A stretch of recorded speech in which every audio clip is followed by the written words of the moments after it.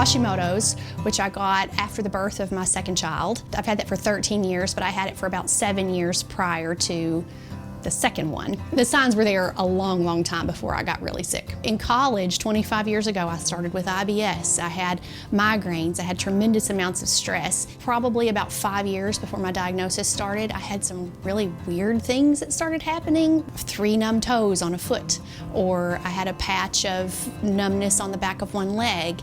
We went on vacation one year and I had no use of one eye. And what I really wish is that when that happened, someone would have taken me by the shoulders and said, your check engine light is on. And if we had known then what we know now, a doctor might have looked at me and said, hey, this is a sign your body's having some inflammatory issues. We've got some problems going on here we need to address.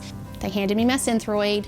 I got a pill. I was told that that was the way it was and that that was all the treatment there was, and they sent me out the door. The hardest memory is when we first received the diagnosis. It was a wrong diagnosis, but it was scared us, and when we finally got to the point what the real diagnosis was is when my wife told me that she had about 4 years of livable life. She began to talk about plans we would make in the nursing homes, and that was probably the most traumatic experience for me. It was only 5 years between the Hashimoto's diagnosis and the start of those random symptoms of my second autoimmune disease.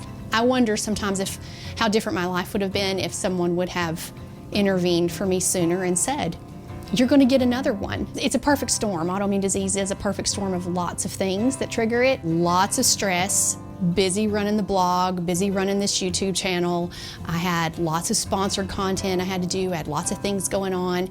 And I had finished some videos on a Saturday morning, and I went to put the dishes away in the cabinet and could not lift 3 plates into the cabinet. It was coming from the upper part of my back.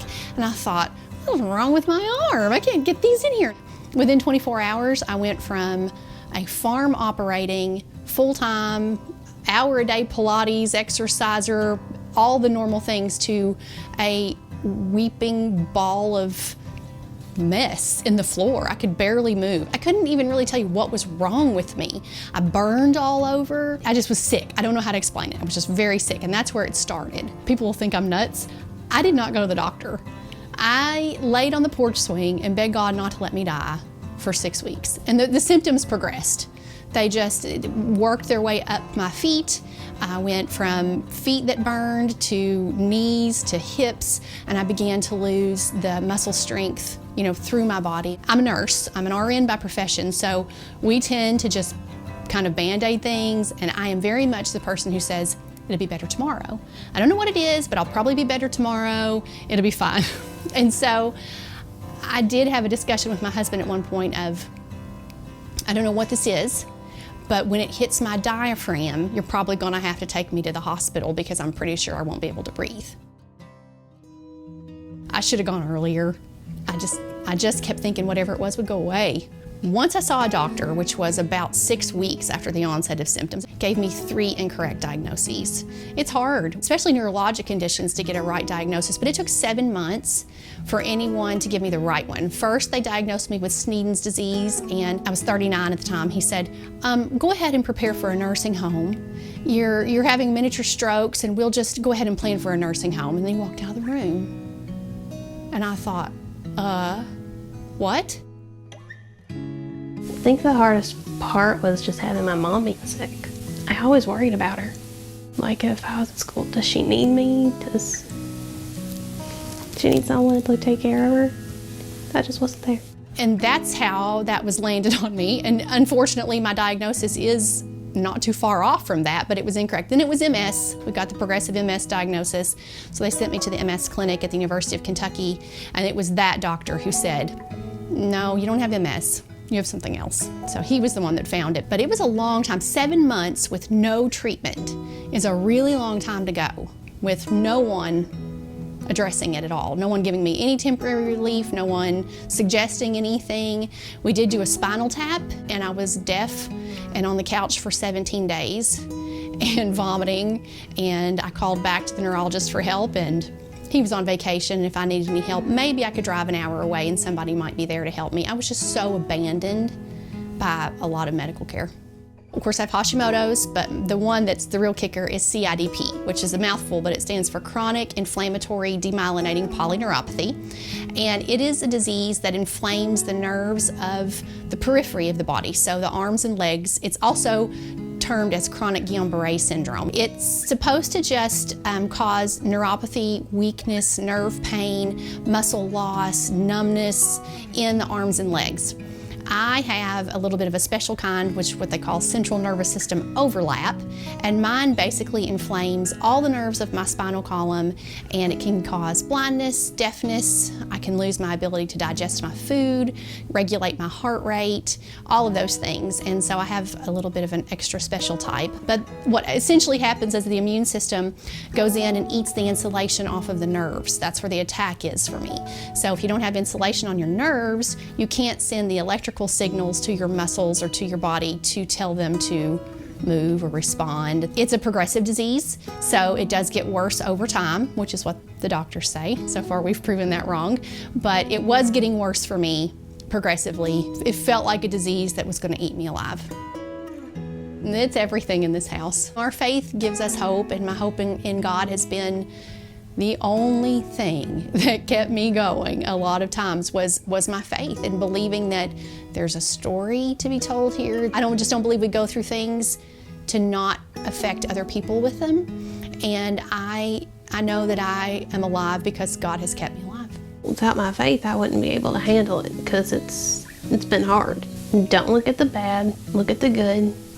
You still have your parent, because there's a chance they could not be here with the disease that they have. Many times, Mom's been going through something, we'd pray, and it always gives you hope. Eventually, it wouldn't be too long, God would move, but you have hope that whenever you pray.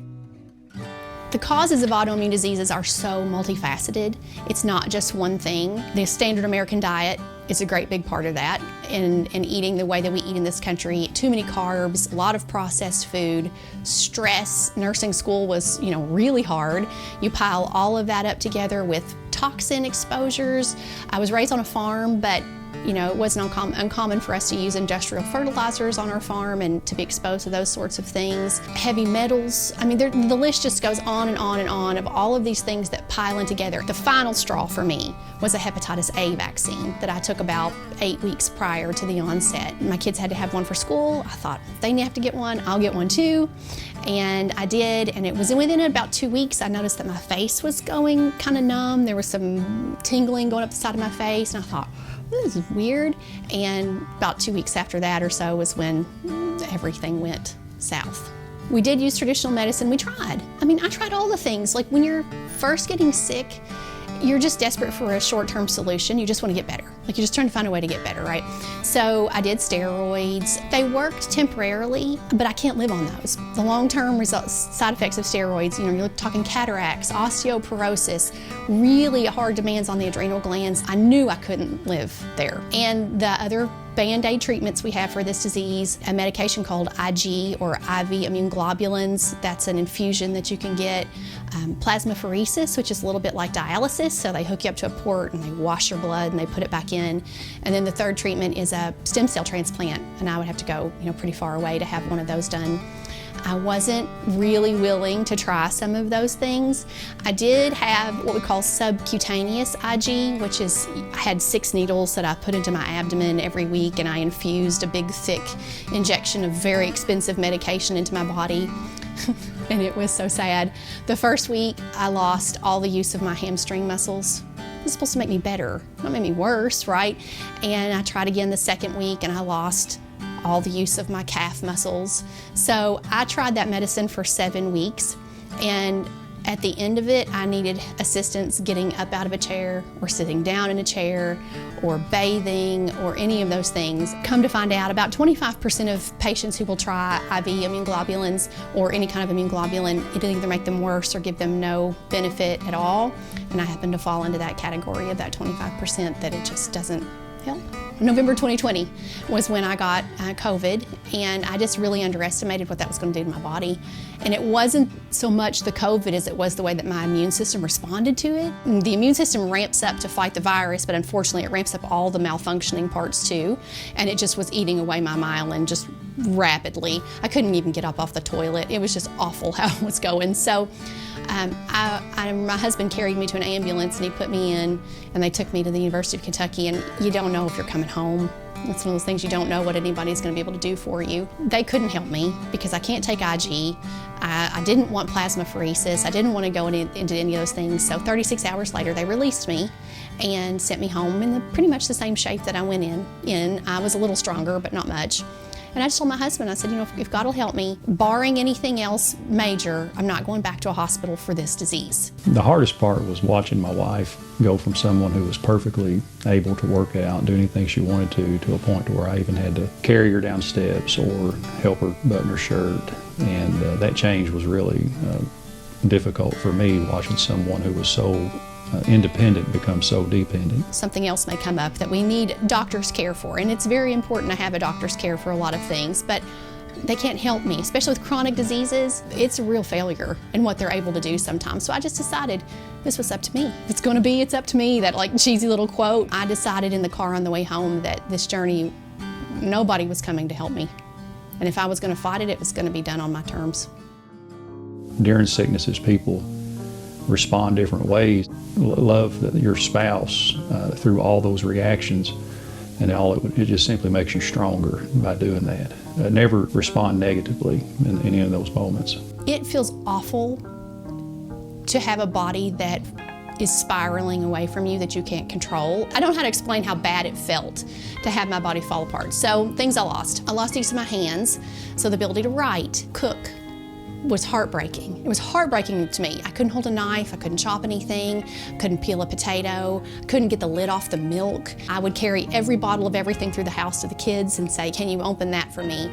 Bowel and bladder control. At some points, the ability to swallow correctly. If I needed to walk further than 20 or 30 feet, we had to use a wheelchair for it. I used all sorts of devices in order to get through this. I started out with a cane, and then I was on pretty much from the cane to the wheelchair directly, and then back to a walker during my transition of healing. And that's a hard place to be.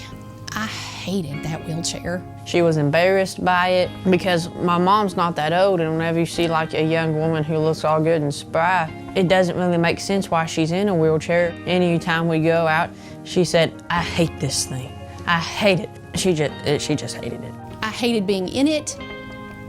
It was necessary, but I hated that. And I think I hated the walker even more. Like it didn't suit my mental state. I lost just about all the independence I had. I couldn't brush my own teeth. I couldn't tie my own shoes. I couldn't get myself dressed. My kids helped me with most of those things. My husband trimmed my fingernails. My mom, who's 74, helped me wash my hair. I thought that was supposed to be the other way around. You know, I was supposed to help her. It was devastating. I lost all of my freedom. I would say the hardest thing is not having a mom necessarily, because of like the unfunctionality that your body has whenever you get this disease, and like the struggles that your body has. I've always had an interest in natural medicine and that sort of thing, and I had actually been listening to a podcast of a lady named Carrie Vitt, and Carrie is a functional nutritional therapy practitioner, and she was talking about thyroid disease. Initially, I really thought my symptoms were something thyroid related. I was like, well, maybe this is coming from my Hashimoto's. So I had actually signed up for her course, which she has a thyroid healing course, and it was in there that I learned that she had reversed her own autoimmune disease with the tools that were in there in that class, and I thought, well, shoot, if she can reverse hers, all autoimmune diseases ought to reverse with the same thing, right? So I dove into her diet and plan, and then I eventually needed a little extra help, so I went to one of her colleagues at a clinic called Biodynamic Wellness in California, and I found Lindsay Willen, who is my nutritional therapist who I work with now. Diet is a very tiny part of all the things that I do for my autoimmune disease. It's a great big piece of multifaceted stuff.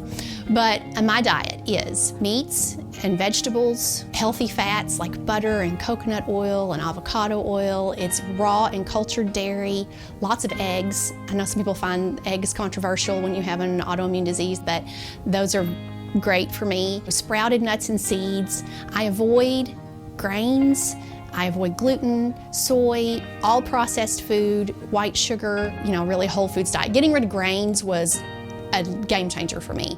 I really felt the inflammation begin to go down when I started that. I drink half my body weight in ounces of water every day if I can. I do the best I can at that. I try to make sure that I'm eating a lower carb diet and try to really regulate my blood sugar, which seems to help a lot.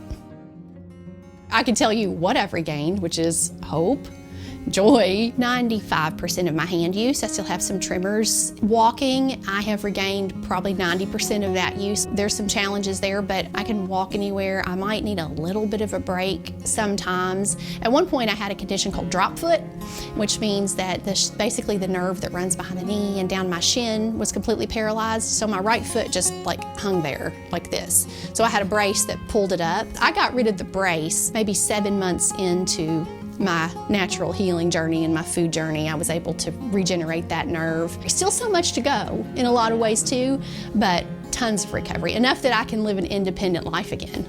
I remember being 6 or 7 months into the diet and putting my head down on my friend's kitchen table and saying, I have no idea if this is working.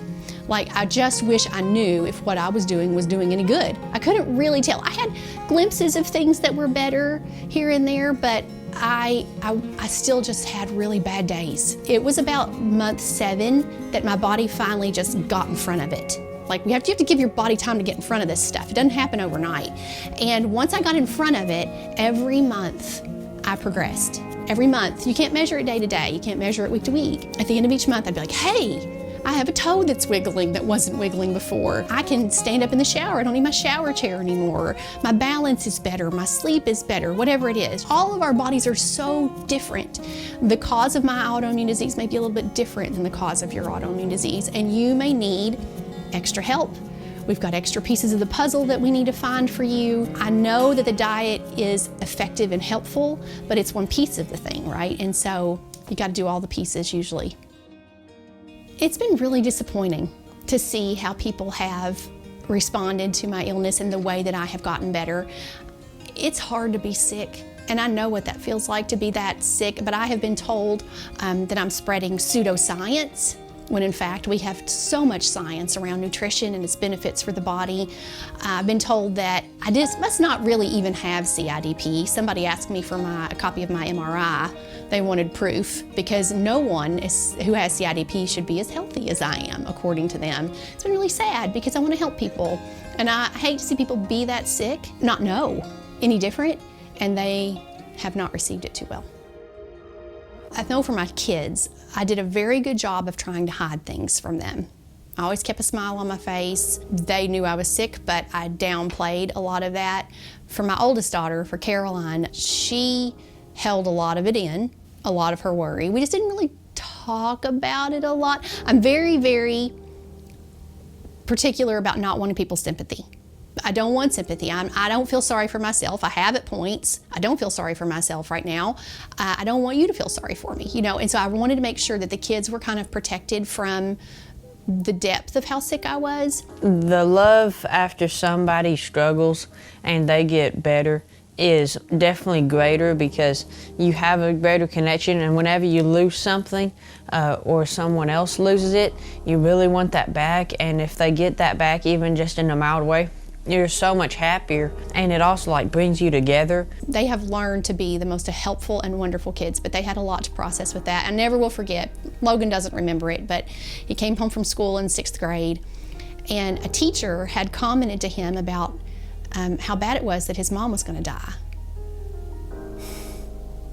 And when your child looks you in the eyes and says, Mom, could you die from this? It had never occurred to him that this disease could take my life. And that was a hard conversation to have with him. Coping is sometimes something that's not fun to do and that you don't necessarily want to do.